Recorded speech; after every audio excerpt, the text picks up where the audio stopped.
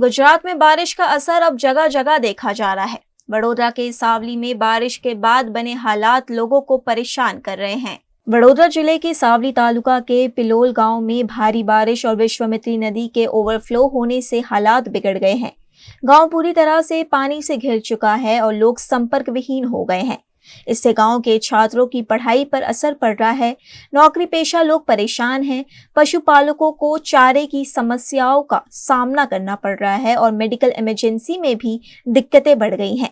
गौरतलब है कि वडोदरा शहर को विश्वामित्री नदी के बाढ़ से बचाने के लिए प्रशासन ने 1200 करोड़ रुपए खर्च कर परियोजनाएं चलाई हैं, लेकिन पिलोल गांव के लोग अब भी राहत से वंचित हैं। ચોમાસા દરમિયાન પિલોલના ગામ લોકોને 4-5 દિવસ સુધી ગામની બહાર નથી જઈ શકતા।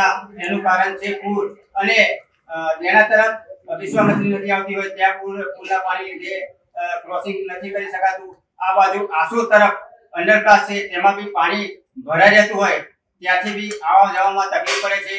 પેલી બાજુ જીઆઈડીસી તરફ જોડતો રસ્તો છે, કાચો રસ્તો છે અને તેની ઉપર પણ પાણી ફરી વળે છે।